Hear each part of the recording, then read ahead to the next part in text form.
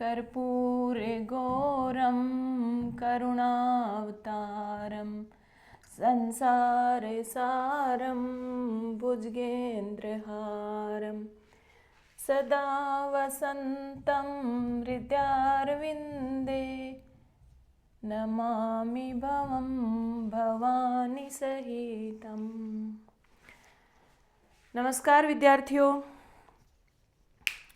आज हम अध्ययन करने जा रहे हैं व्याकरण में धातु रूप प्रकरण का। लघु सिद्धांत कौमुदी के अनुसार जो धातु रूप हैं वो किस तरह से बनते हैं। जैसे हम आज तक पढ़ते आए हैं कि पठती पढ़ता पठंती, पठसी पढ़ता पठत, पठामी पठावे पठामे।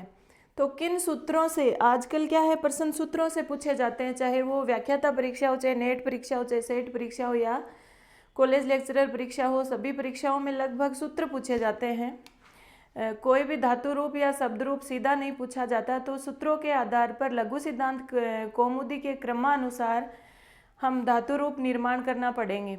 वैसे धातु क्या है, पूछा जाए धातु क्या है तो भू आदि धातु है। भू आदयो यानी भवादयो और भवादयो धातु है। भू आदि धातु कहलाती हैं, यानी भू, एद, अद, स्वप, श्वे, ये सारी क्या हैं, धातु हैं। तो भू आदि धातु हैं। भवादयो क्रिया प्रसंगे धातु है, यानी धातु जो है वो क्या है, क्रिया का मूल रूप ही तो धातु है। जैसे कोई भी क्रिया है, पढ़ना, पढ़ना, जाना, रहना, सोना, उनका मूल रूप, पढ़ना का मूल रूप क्या हो सकता है, पठ। चलना का मूल रूप क्या हो सकता है, गम। तो ये सभी क्या धातु हैं। और धातु की परिभाषा क्या है, भू आदयो धातु है, भवादयो धातु है। और धातु क्या है, क्रिया का मूल रूप धातु है।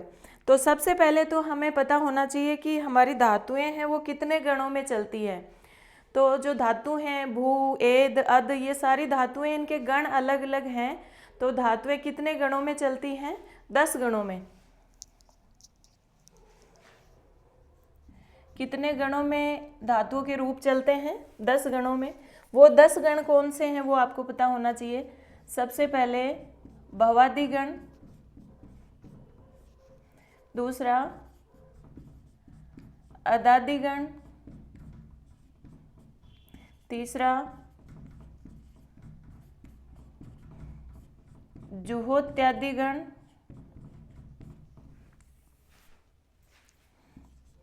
चौथा दिवादि गण, पांचवा स्वादि गण,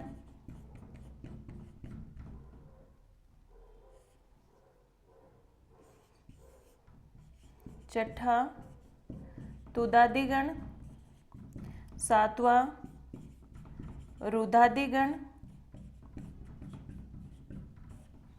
आठवां तनादि गण, नवा जो गण है वो है क्रियादि गण, और 10वां है चूरादि गण।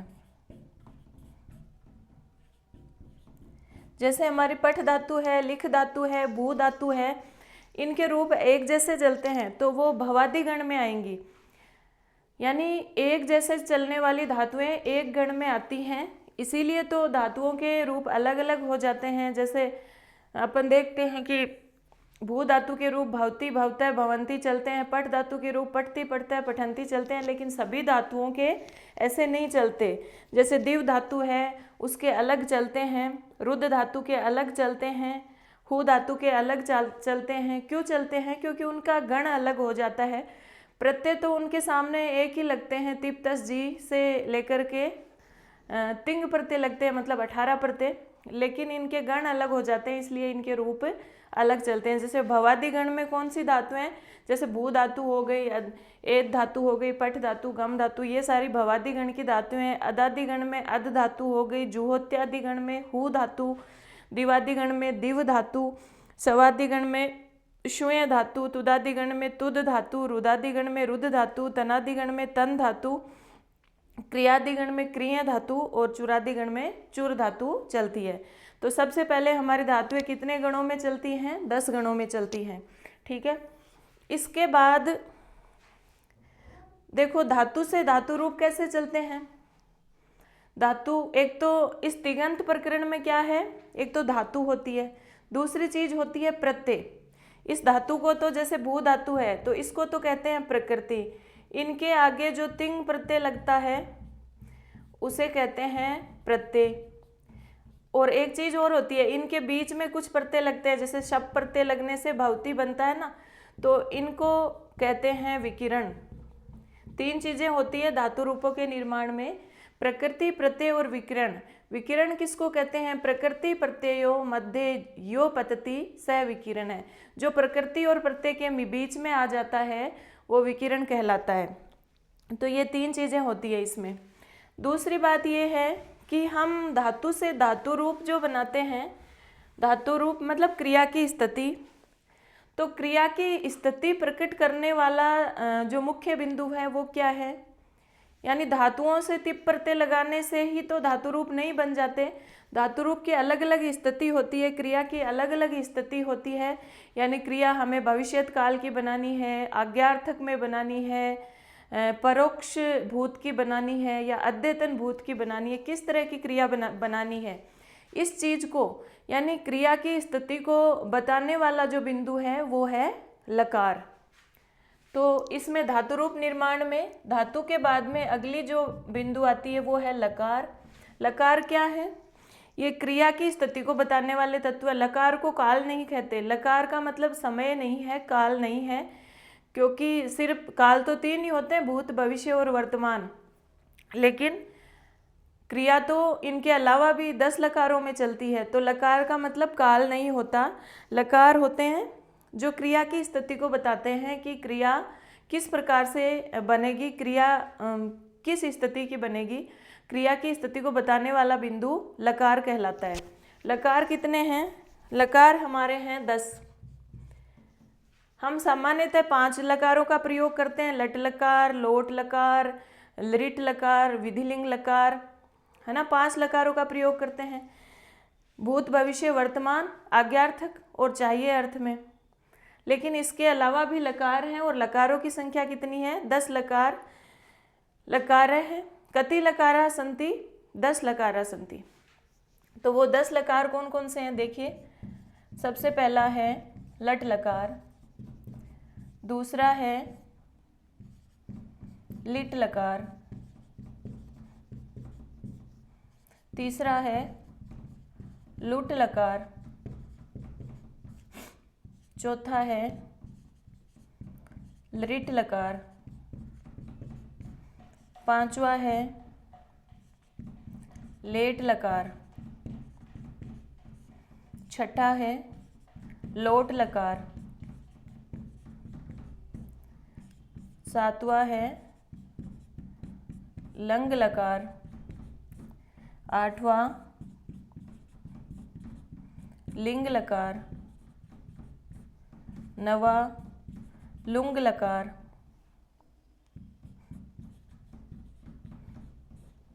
और 10वां लृंग लकार।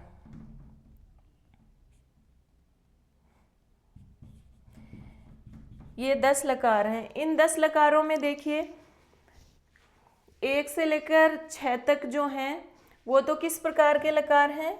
टित लकार हैं। पूछा जाए टित लकार कितने हैं? 6 हैं। क्यों? क्योंकि इनमें टय की इत संज्ञा होती है। सभी लकारों में लय शेष रहेगा बस, बाकी टय की इत संज्ञा हो जाएगी। और जो स्वर है टय की इत संज्ञा तो हलंत्यम से हो जाएगी। आपको पता है प्रत्यय में आदेश में अंतिम हल की इत संज्ञा होती है हलंत्यम से, और अनुनासिक अच की इत संज्ञा होती है उपदेश से अजनुनासिक इत से। तो टय की इत संज्ञा भी हो जाएगी और लय के अंदर जो स्वर है उसकी भी इत संज्ञा हो जाएगी। बचेगा कौन? सिर्फ लय, वो भी हलंत। ठीक है, तो टित लकार कितने हैं? 6। और ये जो 4 हैं वो गित लकार हैं। ये 4 क्या हैं? गित लकार हैं, क्योंकि इनमें ग की इत संज्ञा होगी।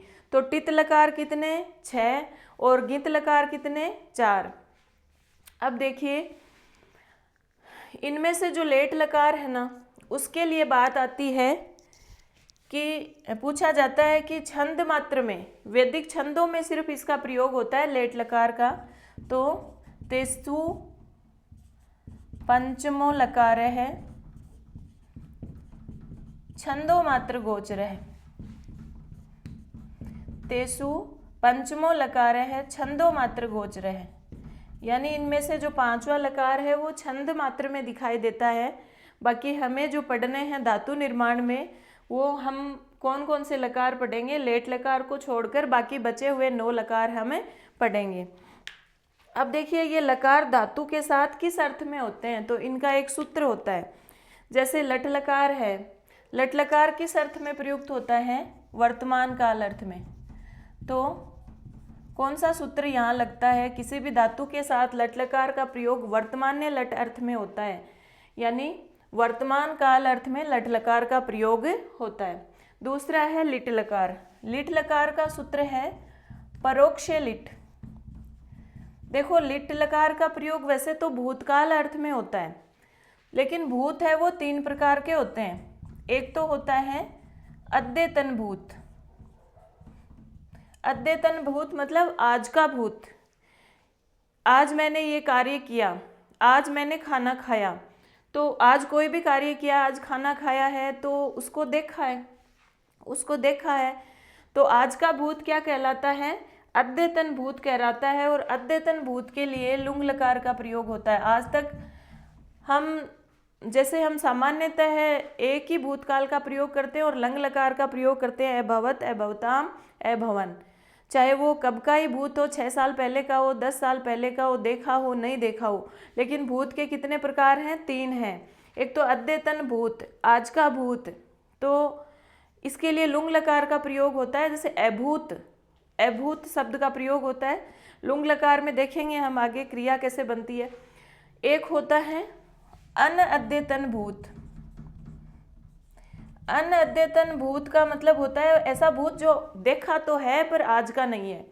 जैसे कल मैंने खाना खाया, कल मैंने लौकी की सब्जी खाई, तो उसको देखा तो है, आज का भूत नहीं है, कल का है, 2 दिन पहले का है, लेकिन अगर उसको देखा है तो वो कहलाएगा अनअद्यतन भूत, और उसके लिए लंग लकार का प्रयोग होगा, अपठत, अपठताम, अपठन। एक होता है अनअद्यतन परोक्ष। अनअद्यतन और परोक्ष भूत। परोक्ष का मतलब ऐसा भूत जिसको देखा नहीं है, यानी बहुत पहले का भूत। जैसे राम राजा हुआ तो हमने देखा थोड़ी है, तो उसके लिए बबू, रामो राजा बबू है, तो वो होता है अनअद्यतन परोक्ष भूत। उसके लिए लिट लकार का प्रयोग होता है। तो लिट लकार का प्रयोग अनअद्यतन परोक्ष भूत के लिए होता है, और सूत्र क्या है, परोक्षे लिट। ठीक है।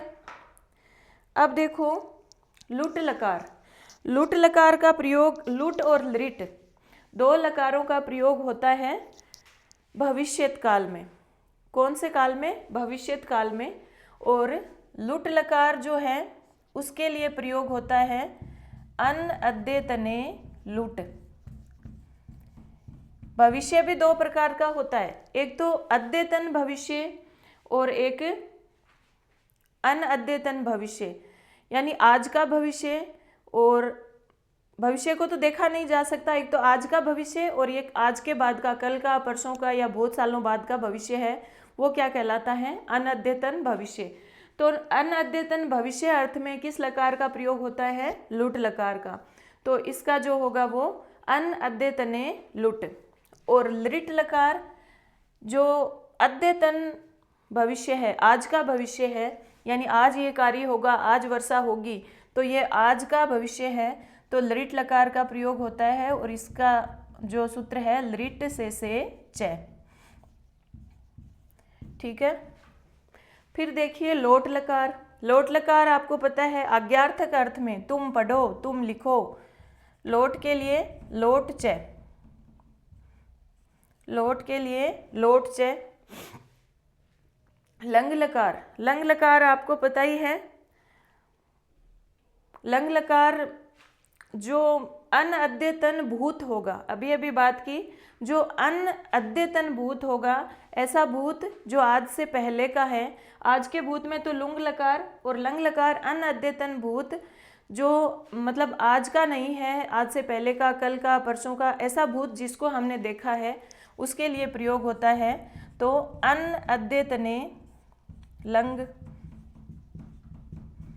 अन अद्यतन भविष्य के लिए तो अन अद्यतने लुट, और अन अद्यतन भूत के लिए अन अद्यतने लंग। लंग लकार का प्रयोग अन अद्यतन भूत के अर्थ में प्रयोग होता है। अब है लिंग लकार, इसका प्रयोग चाहिए अर्थ में। तो इसका जो सूत्र है विधि निमंत्रण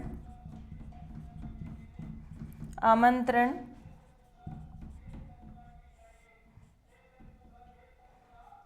अभिष्ट संप्रशन प्रार्थने सूचय।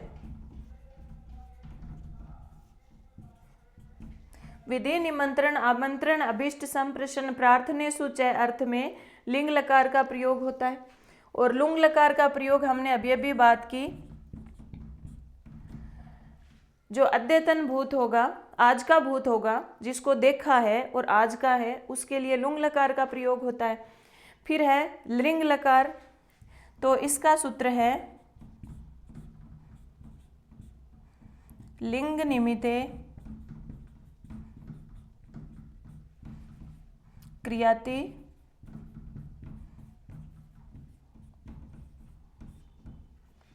लिंग निमित्ते क्रिया, लिंग निमित्ते लिंग,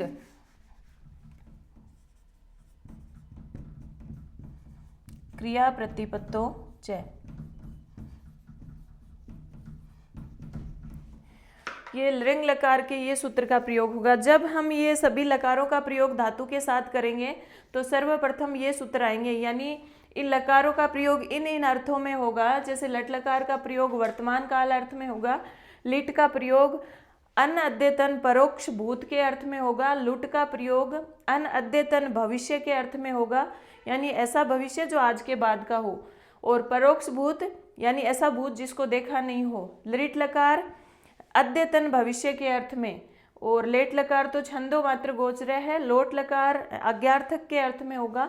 लंग लकार जो है वो अन अद्यतने लंग यानी अन अद्यतन भूत के अर्थ में, यानी ऐसा भूत जिसको देखा तो है लेकिन जो आज का नहीं है, वो लंग लकार के लिए।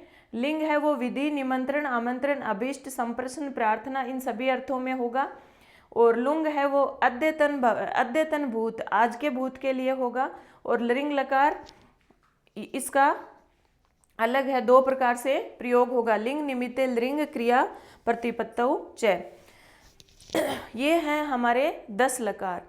फिर हम इन लकारों से, इन लकारों का प्रयोग करते हुए भू धातु के रूप पढ़ने वाले हैं, देखिए अभी। लेकिन इससे पहले कुछ सूत्र हमें और पढ़ने होंगे जो बेसिक सूत्र हैं।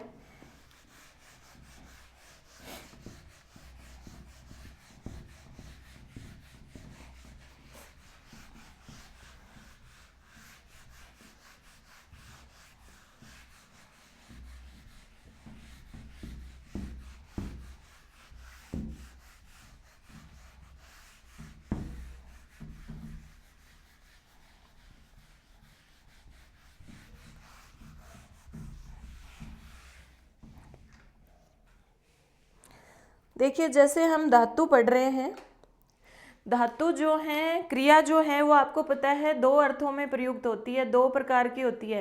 तो ये लकार भी क्रिया के साथ दो अर्थों में, अलग अलग अर्थों में प्रयोग होते हैं। जैसे कभी कर्ता अर्थ में, कभी कर्म अर्थ में, और कभी भाव अर्थ में। तो क्रिया के धातु के दो प्रकार हैं, आपको पता है। दो प्रकार के धातु है, अकर्मक और सकर्मक। अकर्मक धातु सामान्यतः हम पढ़ते हैं कि जिस क्रिया के साथ क्या लगाने से उत्तर मिल जाए वो सकर्मक धातु है, यानी वो कर्म से युक्त धातु है। और जिस धातु के साथ क्या लगाने से क्या का उत्तर नहीं मिले वो अकर्मक धातु है। लेकिन ये व्याकरणिक परिभाषा नहीं है, लघु सिद्धांत कौमुदी के अनुसार जो परिभाषा है वो क्या है, अकर्मक धातु क्या होती है, अकर्मक क्रिया कौन सी होती है। अकर्मक की परिभाषा है फल समानाधिकरण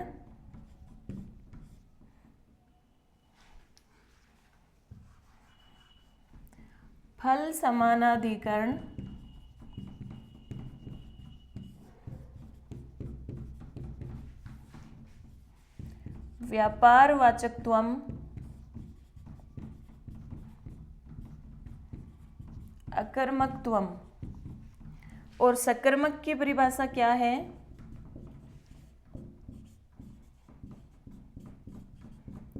फल वेदीकरण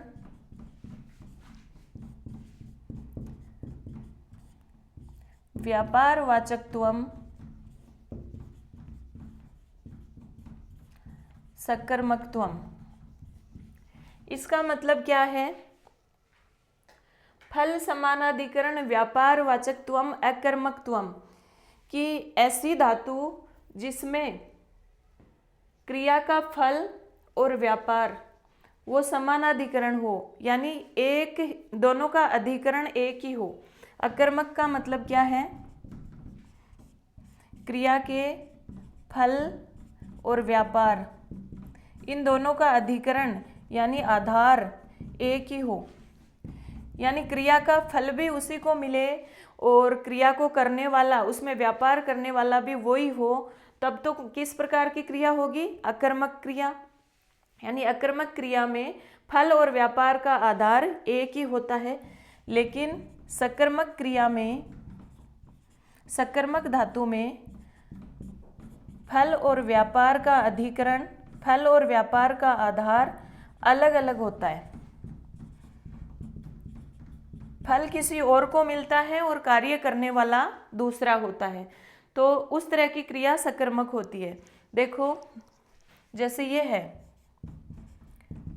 रामय है शेते, ठीक है। दूसरा है रामय है तंडुलान पचती। एक तो है पच धातु, एक है सोना सिंह धातु। तो राम सोता है, राम चावल पकाता है। अब कौन सी क्रिया अकर्मक है, कौन सी क्रिया सकर्मक है? रामय है सेते में, सोना क्रिया में जो सोने का कार्य कौन कर रहा है, व्यापार कौन कर रहा है? राम कर रहा है। और सो कौन रहा है, नींद कौन ले रहा है? राम ही ले रहा है। तो फल भी उसी को, व्यापार भी उसी का। तो व्यापार और फल का आधार दोनों का एक ही है, राम ही है। इसलिए सिंह धातु किस प्रकार की हुई? अकर्मक। लेकिन रामय है तंडुलान पचती, राम चावलों को पकाता है। तो पच धातु में जो व्यापार कौन कर रहा है, पकाने का कार्य तो राम कर रहा है, लेकिन फल यानी परिवर्तन किस में आएगा? पकने के बाद जैसे गर्म होना, नरम होना, ये सभी गुण किस में आएंगे? चावल में आएंगे। तो फल का आधार क्या है? चावल। व्यापार का आधार तो क्या है? राम। व्यापार का अधिकरण तो राम है और फल का अधिकरण कौन है? चावल है, तंडुल है, ठीक है। तो व्यापार और फल दोनों अलग अलग आश्रय पर जा रहे हैं। व्यापार राम का है, फल तंडुल का है। तो जिस क्रिया में फल और व्यापार का अधिकरण अलग अलग हो वो सकर्मक क्रिया होती है। जिस क्रिया में फल और व्यापार का अधिकरण एक ही हो वो अकर्मक क्रिया होती है। और लघु सिद्धांत कौमुदी के अनुसार इनकी परिभाषा क्या है? फल समानाधिकरण व्यापार वाचकत्वम अकर्मकत्वम और फल वेदीकरण व्यापार वाचकत्वम सकर्मकत्वम, ठीक है। तो ये अकर्मक और सकर्मक क्रिया इसमें क्यों जरूरत पड़ी कि ये जो हमारे लकार होते हैं वो अकर्मक क्रिया होती है तो उसके अनुसार अलग प्रयुक्त होते हैं, सकर्मक क्रिया के अनुसार। यानी ये वाच्य का टॉपिक है, ये सारी बातें किसकी हैं? वाच्य की हैं। यानी इनमें फिर जैसे कर्ता में तृतीया विभक्ति आती है, कर्म में प्रथमा आती है, तो कर्म वाच्य होता है और भाव वाच्य होता है। तो ये सारी चीज़ें हम वाच्य में देखेंगे। यहाँ हमें एक सूत्र पढ़ना है, क्योंकि जो लकार होंगे ना धातुओं के साथ, वो कर्ता अर्थ में पढ़ेंगे और कर्म अर्थ में पढ़ेंगे। जैसे कर्म अर्थ में होंगे तो फिर धातु आत्मनेपदी हो जाएगी। यानी हम आत्मनेपदी प्रत्यय भी है ना, तिप तस जी आदि जो प्रत्यय हैं उनमें 9 तो परस्मयी पदी हैं और 9 आत्मनेपदी हैं, ठीक है। तो देखते हैं हम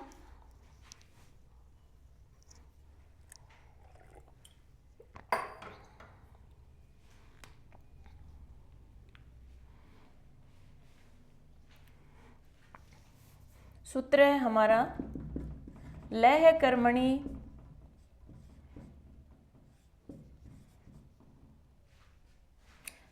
कर्मणि भावे च अकर्मेभ्ये। लह कर्मणि भावे च अकर्मेभ्ये सूत्र क्या कहता है?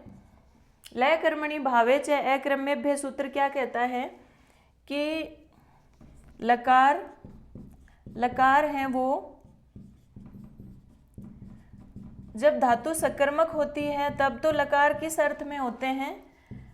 कर्ता या कर्म अर्थ में होते हैं। यानी जब सकर्मक धातु होगी तो या तो कर्तृवाच्य बनेगा या कर्मवाच्य बनेगा। ये वाच्य की बात है, मैंने अभी कहा ना।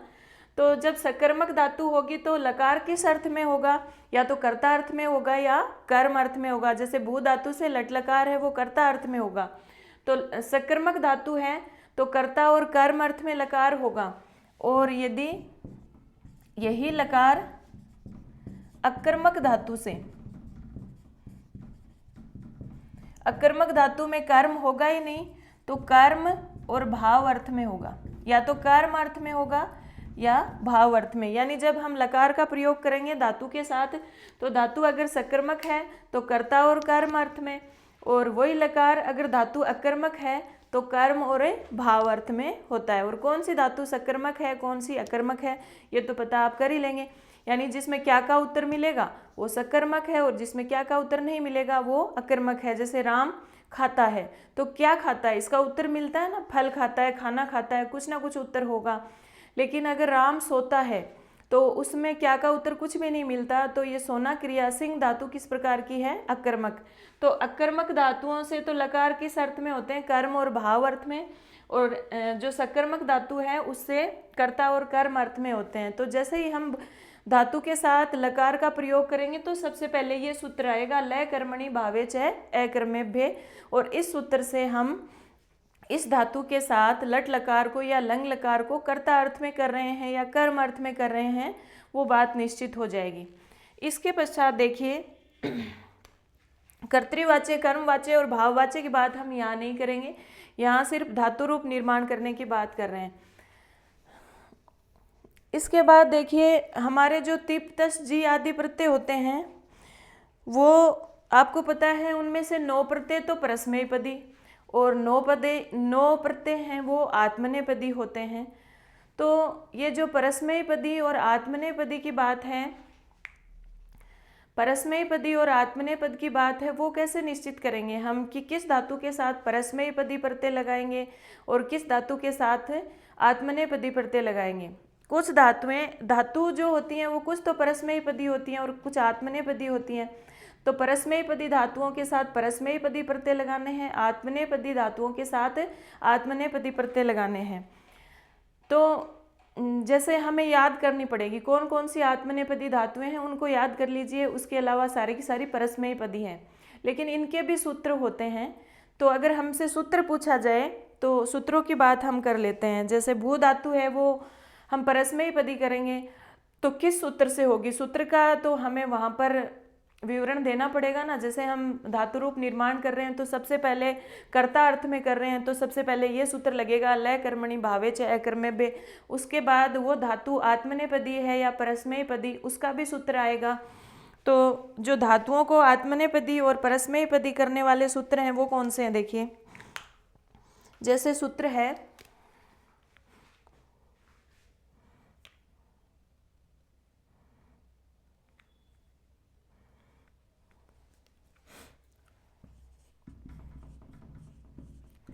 अनुदात गित आत्मनेपदम। देखो आजकल तो लौकिक व्याकरण में पता नहीं पड़ता है कि कौन सा स्वर अनुदात है और कौन सा उदात है और कौन सा स्वरित है। लेकिन पहले वैदिक साहित्य में अनुदात स्वर के नीचे एक पड़ी रेखा खींची जाती थी, स्वरित के ऊपर एक खड़ी रेखा खींची जाती थी, तो उदात अनुदात स्वरित का पता चलता था। तो आत्मनेपदी धातुएं कौन सी होती हैं जिसमें या तो अनुदात स्वर की इत संज्ञा हुई हो, अनुदात स्वर की इत संज्ञा हुई हो, या गित, गित का मतलब गै की इत संज्ञा हुई हो।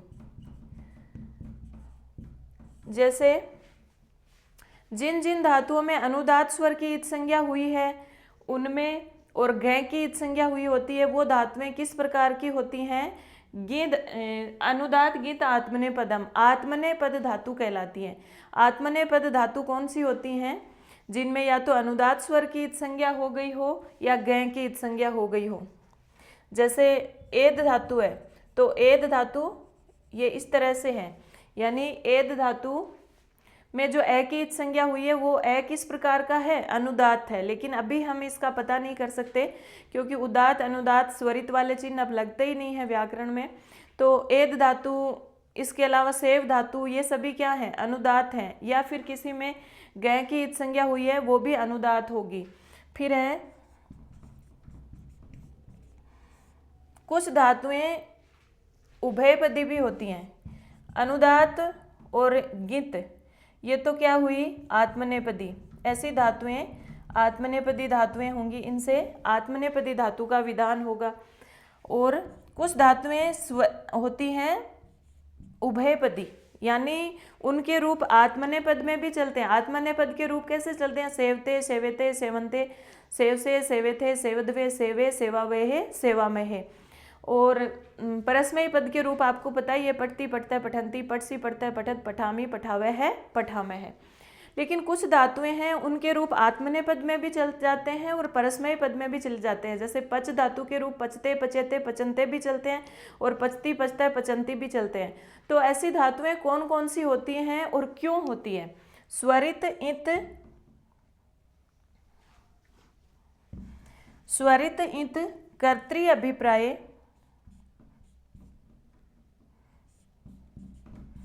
कर्तृ अभिप्राय क्रियाफले। स्वरित इत कर्तृ अभिप्राय क्रियाफले। जिन धातुओं में स्वरित स्वर की इत संज्ञा होती है, स्वरित स्वर मतलब ऊपर खड़ी रेखा, स्वरित स्वर की इत संज्ञा होती है और य की इत संज्ञा होती है। जिन धातुओं में स्वरित स्वर की इत संज्ञा होती है या य की इत संज्ञा हो जाती है वो धातुएं कैसी होती हैं? उभयपदी होती हैं, यानी उनके रूप आत्मनेय पद में भी चलते हैं और परस्मयी पद में चलते हैं। तो ऐसा क्यों होता है? कब तो वो आत्मनेय पद में चलेंगी और कब परस्मयी पद में चलेंगी? देखो, क्रिया का फल अगर ऐसी धातुओं में क्रिया का फल कर्ता को मिले तब तो धातु कैसी हो जाएगी? तब तो उसके रूप आत्मनेय पद की तरह चलेंगे। और अगर क्रिया का फल अन्य को मिले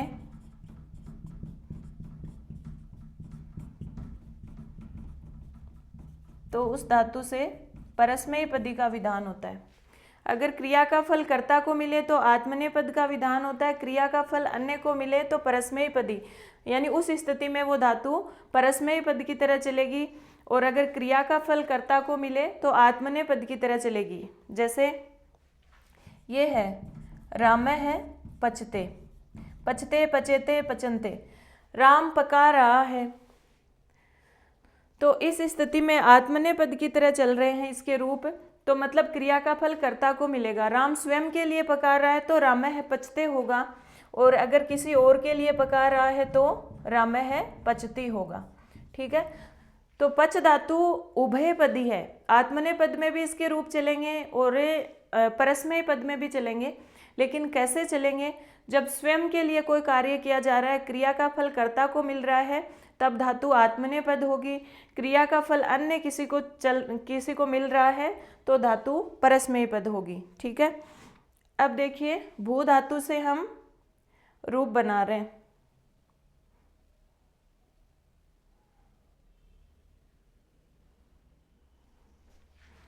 खुशी,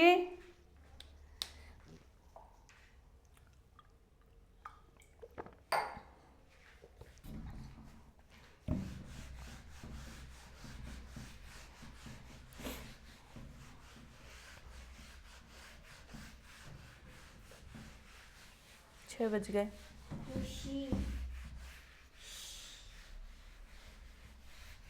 बंगाली की तरह क्यों बोल रहे हो? खुशी। क्लास चालू है।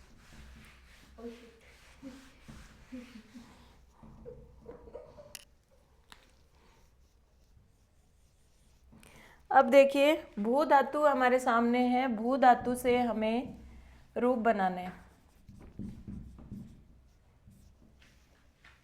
लाने जा रही ना उसको।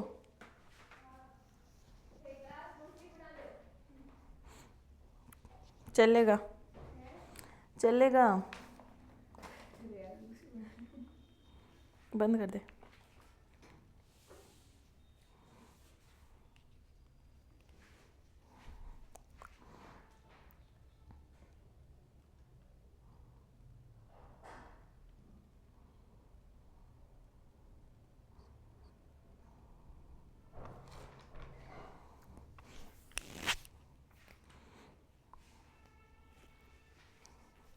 भू धातु किस अर्थ में होती है?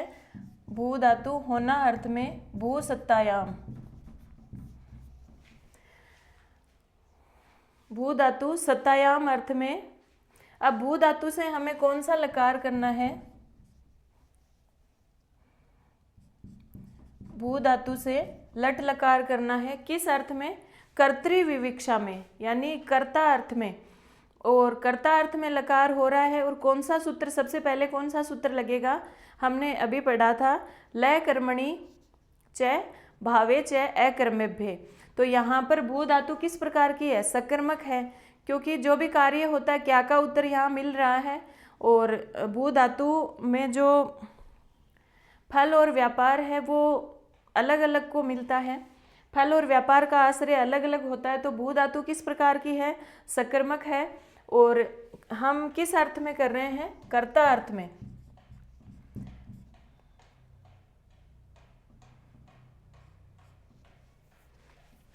कर्ता अर्थ में कर्तृविवक्षायाम लट लकार, लट लकार का प्रयोग होता है। तो लट लकार का सूत्र कौन सा है? वर्तमान्य लट। भू धातु से वर्तमान्य लट सूत्र से लट लकार का प्रयोग हुआ। और किस अर्थ में हुआ? कर्ता अर्थ में हुआ। तो सबसे पहले तो क्या बनेगा?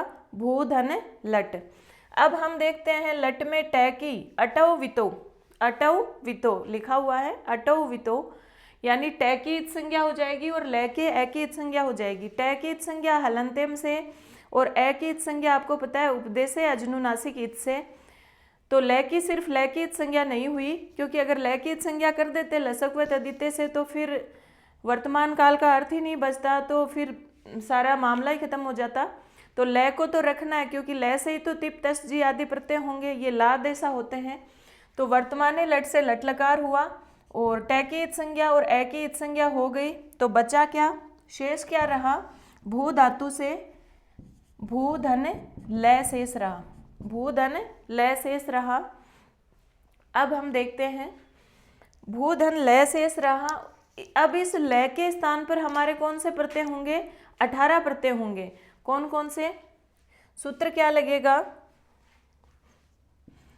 सूत्र लगेगा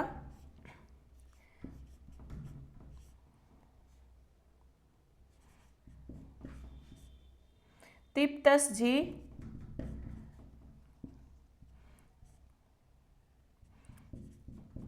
सिप थस थे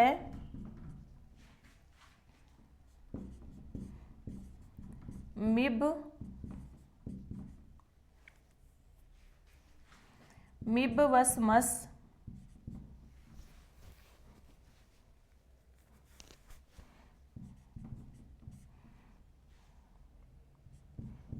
तय आताम झय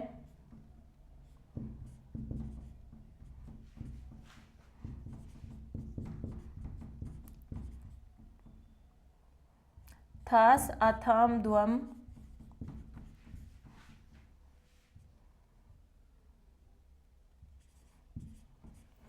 इड वही और महिंग। एते ला देसा शु, यानी लय के स्थान पर ये 18 प्रत्यय होते हैं। कौन कौन से 18 प्रत्यय? अब आप देखते हैं 18 प्रत्यय होते हैं, ये हमारे तिंग प्रत्यय हैं, क्योंकि तिङंत प्रकरण पढ़ रहे हैं ना, तो ये हमारे तिंग प्रत्यय हैं। सुप और तिंग प्रत्यय होते हैं ना, सुप प्रत्यय शब्दों से होते हैं और तिंग प्रत्यय धातुओं से होते हैं क्रिया के निर्माण में। तो ये हमारे 18 प्रत्यय देखिए कौन से हैं, तिप, तस, झी, सिप, थस, थ, मिप, ये याद होने चाहिए आपको, विप, मस, मिप, वस, मस, तय, आताम, झ, थास, आथाम और ध्वम,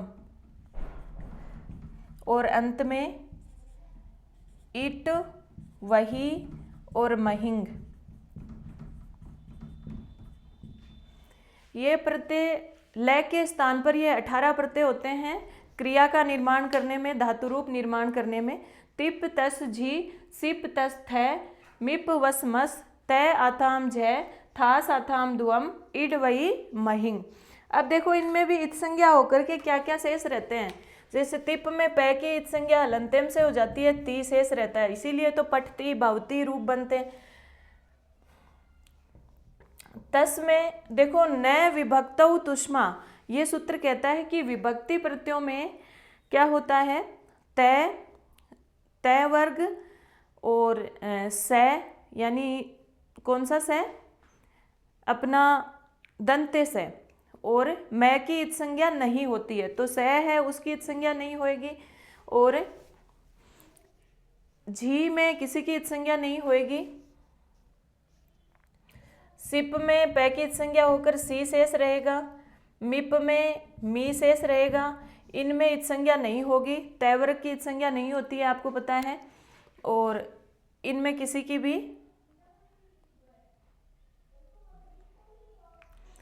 इत संज्ञा नहीं होगी।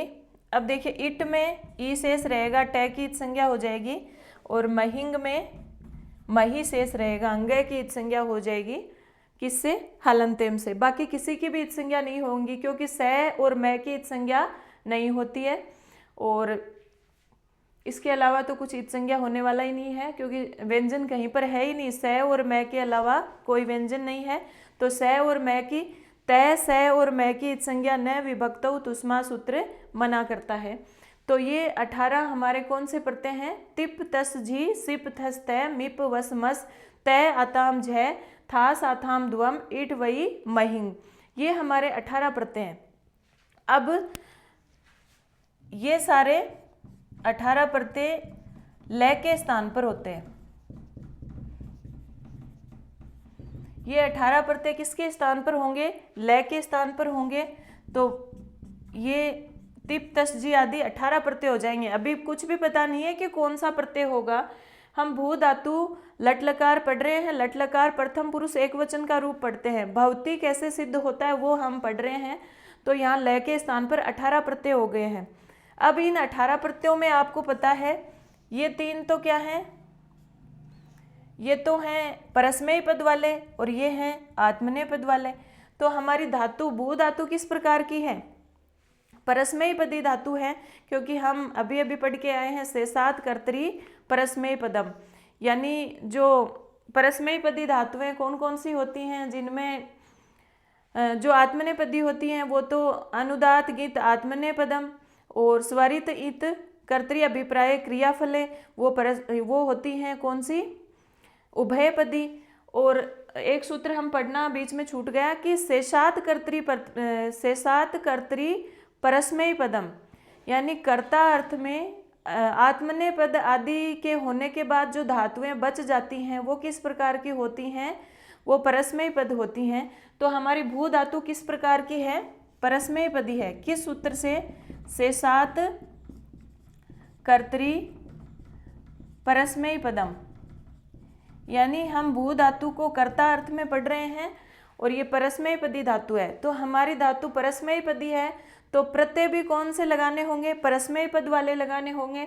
लेकिन ये जो परस्मैपदी प्रत्यय हैं और ये आत्मनेपदी प्रत्यय हैं। हमें क्या पता कि कौन से प्रत्यय हैं वो परस्मैय पद में आएंगे और कौन से प्रत्यय हैं वो आत्मनेय पद में आएंगे। तो इनका भी सूत्र है, एक सूत्र है लय परस्मैय पदम।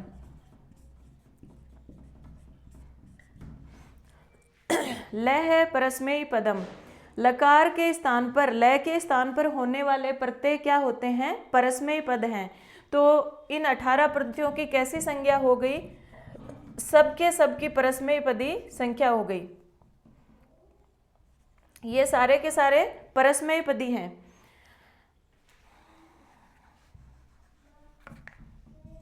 ये सारे के सारे प्रत्यय कैसे हैं? परस्मैय पदी हैं।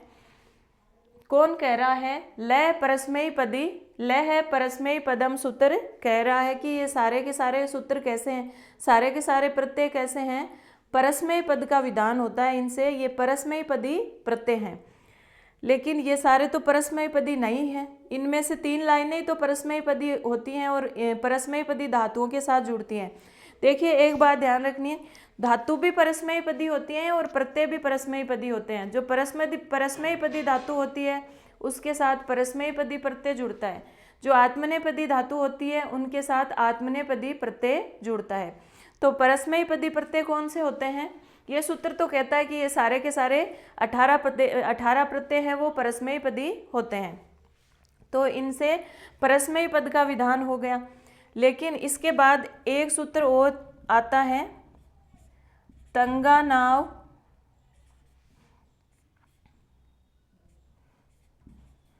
आत्मनेय पदम।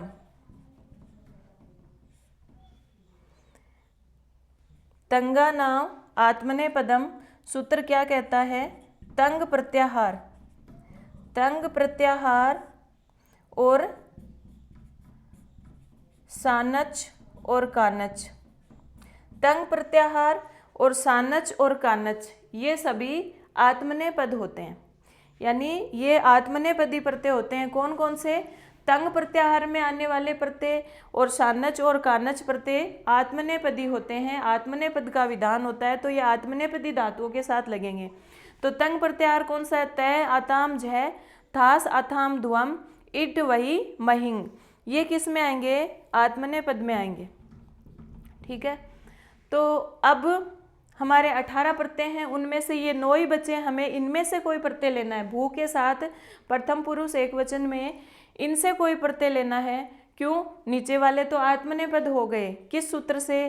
तंगानाव आत्मनेय पदम। ठीक है, तो अब भू धातु के साथ कितने प्रत्यय बचे? 9 प्रत्यय बचे। कौन कौन से? तिप तस झी, सिप थस थ, मिप वस मस। लेकिन अभी भी बाकी है, इन 9 में से हम कौन सा प्रत्यय लगाएं? इसका सूत्र भी आएगा। देखिए एक बार इनको देख लीजिए, फिर आगे चलते हैं। सबसे पहले भू धातु कर्ता अर्थ में हुआ, कर्ता अर्थ में हुआ वो किस सूत्र से? भू धातु से लट लकार कर्ता अर्थ में हुआ, किस सूत्र से? लय कर्मणि च भावे च अकर्मेभ्य। फिर भू धातु के साथ लट लकार का प्रयोग जो है वो वर्तमान्य लट से, सूत्र वर्तमान्य लट से हुआ, क्योंकि वर्तमान काल की क्रिया हम बना रहे हैं। फिर अगला सूत्र आया, तिप तस जी, सिप थस त, मिब वस मस ताताम झ, थास आताम ध्वम, इड वही महिंग। ये सूत्र कहता है कि लय के स्थान पर ट की संज्ञा होकर और ए की संज्ञा होकर लय बचा, भू प्लस लय, और लय के स्थान पर ये ला देश होते हैं, यानी ये 18 प्रत्यय होते हैं। फिर ये 18 प्रत्यय होते हैं, ये सारे के सारे परस्मैय पद होते हैं। ऐसा किसने कहा? लय परस्मैय पदम से, लय परस्मैय पदम ने। और फिर एक और सूत्र आया, तंगानाव आत्मनेय पदम। इसने कहा नहीं, सारे के सारे परस्मैय पद नहीं होते, ये प्रत्यय होते हैं उनमें से ऊपर के 3 तंग प्रत्याहार के जो हैं नीचे के प्रत्यय 3 लाइन के, वो कैसे होते हैं? वो आत्मनेय पद के विधान में होते हैं, आत्मनेय पदी धातुओं के साथ प्रयुक्त होते हैं, उनकी आत्मनेय पद संज्ञा होती है। तो ये लय परस्मैय पद और तंगानाम आत्मनेय पदम ये क्या कहते हैं? ये परस्मैय पद और आत्मनेय पद की संज्ञा करने वाले होते हैं। और तो हम लय परस्मय पद और तंगानाम आत्मनेपदम से हमारी धातु के साथ किन प्रत्ययों का प्रयोग करेंगे? ऊपर वाले 3 प्रत्ययों का प्रयोग करेंगे। अब देखिए, अब हम अपनी धातु के साथ क्यों प्रयोग करेंगे? क्योंकि हमारी धातु किस प्रकार की है अभी तो हमें पता नहीं है ना। हम परस्मय पदी प्रत्ययों का प्रयोग करेंगे, आत्मनेपदी प्रत्ययों का प्रयोग करेंगे। हम परस्मय पदी प्रत्ययों का प्रयोग करेंगे क्योंकि हमारी भू धातु जो न तो अनुदात है, न गीत है, न उभयपदी है। हमारी धातु कैसी है? परस्मय पदी है, शेषात कर्तरी परस्मय पदम से। क्योंकि धातु आत्मनेय पद, परस्मय पद और अपनी उभयपदी धातु है, उसका सूत्र हम पढ़ के आ चुके हैं। तो सूत्र यहाँ पर कौन सा लगेगा? शेषात कर्तरी परस्मय पदम से हमारी धातु भू धातु किस प्रकार की है? परस्मय पदी। तो हम ऊपर के 3 प्रत्ययों में से कोई प्रत्यय लेंगे, लेकिन इनमें भी अभी एकवचन, द्विवचन, बहुवचन, प्रथम पुरुष, मध्यम पुरुष, उत्तम पुरुष वाली चीजें बाकी है, तो उनका भी सूत्र आएगा। देखिए,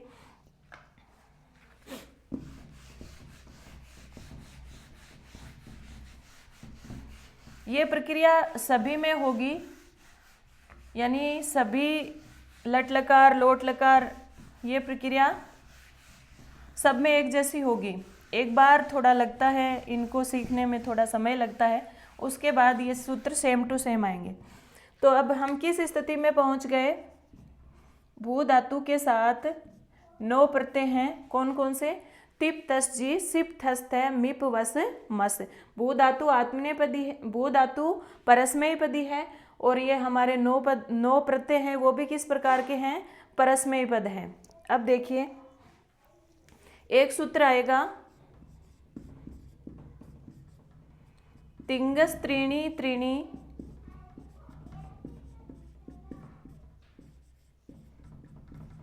प्रथम मध्यमो उत्तमा। तिंगस त्रीणी त्रीणी प्रथम मध्यमो उत्तमा, यानी इन प्रत्ययों में 3 के त्रिक से प्रथम पुरुष, मध्यम पुरुष और उत्तम पुरुष का विधान होगा। तो प्रथम पुरुष, मध्यम पुरुष और उत्तम पुरुष का विधान करने वाला सूत्र कौन सा है? तिंगस त्रीणी त्रीणी, तिंगस त्रीणी त्रीणी प्रथम मध्यमो उत्तमा। मतलब ये जो ऊपर वाली लाइन है वो प्रथम पुरुष, ये मध्यम पुरुष और ये उत्तम पुरुष। तो हम प्रथम पुरुष का पढ़ रहे हैं ना, तो वहाँ से तिप वाली लाइन में से प्रत्यय उठाएंगे। लेकिन अभी एक चीज़ और बाकी है कि इनमें 3 का यहाँ भी यही हो जाएगा, आत्मनेय पद और परस्मय पद दोनों में ही 3 के त्रिक से प्रथम, मध्यम और उत्तम पुरुष का विधान करने वाला यही सूत्र है, दोनों में सेम टू सेम। अब एक वचन, द्विवचन, बहुवचन भी हमें चाहिए, तो अगला सूत्र आएगा, तान्नी एक वचन, द्विवचन,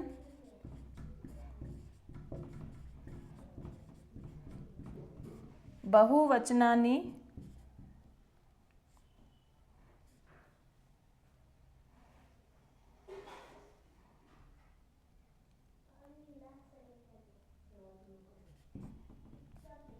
अनेकशः।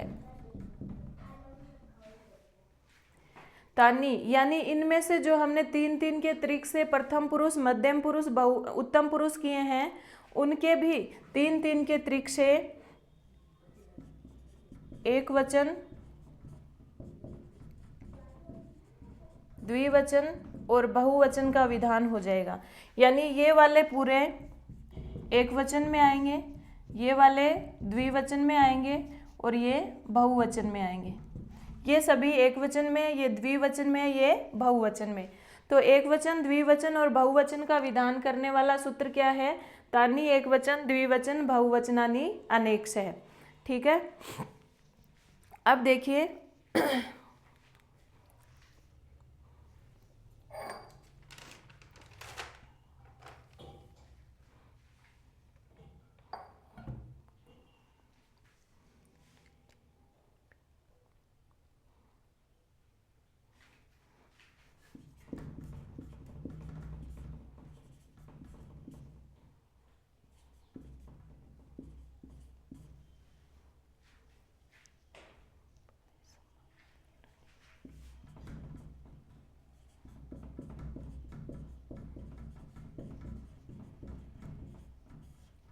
युष्मद् उपपदे समानाधिकरणे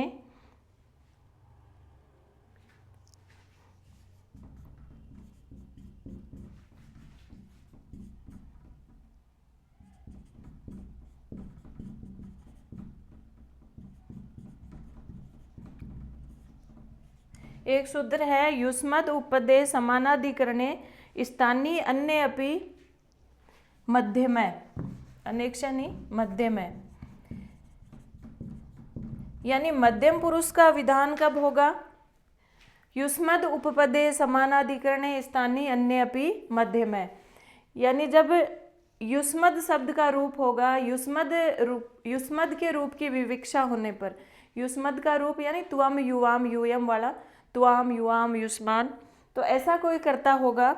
युष्मद् शब्द उपपद में रहने पर या उसकी विवक्षा होने पर हमें किस पुरुष का विधान करना है? मध्यम पुरुष का विधान करना है। यानी हम मध्यम पुरुष का कोई रूप सिद्ध कर रहे हैं तो हमें ये वाला सूत्र लेना है। अब है अगला सूत्र है अस्मद् उत्तमे, कि अगर अस्मद् रूप की विवक्षा होने पर या अस्मद् शब्द का रूप अहम अवाम वयम वाला उपपद में रहने पर हमें किस पुरुष का विधान करना है? उत्तम पुरुष का। यानी यहाँ से या यहाँ से क्रिया उठानी है, यहाँ से या उत्तम पुरुष की लाइन ये है, उत्तम पुरुष की लाइन ये है, परस्मैय पद और आत्मनेय पद में, तो इनमें से हमें उत्तम पुरुष में से प्रत्यय लेना है। कब? जब अस्मद् शब्द की विवक्षा हो। जब युष्मद् शब्द की विवक्षा हो तो हमें बीच वाली लाइन में से प्रत्यय उठाना है। और हम क्या पढ़ रहे हैं? हम भू धातु में प्रथम पुरुष का रूप सिद्ध कर रहे हैं भवति, तो हमारे यहाँ सूत्र लगेगा शेषे प्रथमः, यानी अस्मद् और युष्मद् के अलावा अन्य कोई भी रूप की विवक्षा हो या अन्य कोई भी कर्ता उपपद में हो, अन्य कोई भी शब्द रूप उपपद में हो, हम किस पुरुष में से प्रत्यय लेंगे? प्रथम पुरुष में। तो ये प्रथम पुरुष परस्मैय पद का ये है और ये आत्मनेय पद का है, तो हम परस्मैय पदी प्रत्यय पढ़ रहे हैं, तो शेषे प्रथमः से हम प्रथम पुरुष का विधान करेंगे। और प्रथम पुरुष एक वचन, प्रथम पुरुष एक वचन से हम भू धातु के साथ तिंग प्रत्ययों में से कौन सा प्रत्यय उठाएंगे? भू प्लस ती।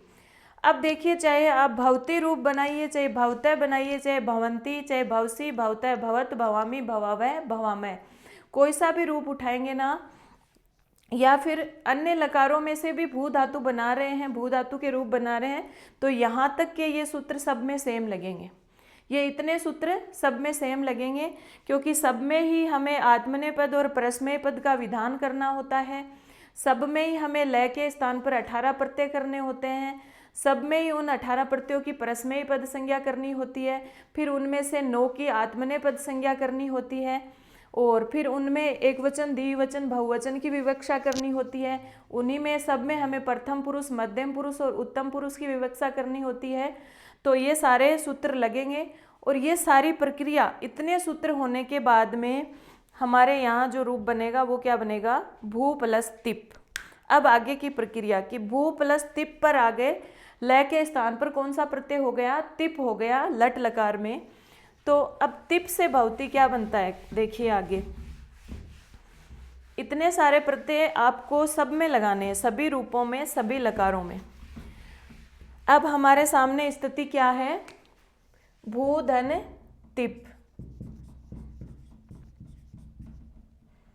तिप में पै की इत संज्ञा हो जाएगी हलंत्यम से और बचेगा क्या? भू धन ती। भू धन ती बचेगा।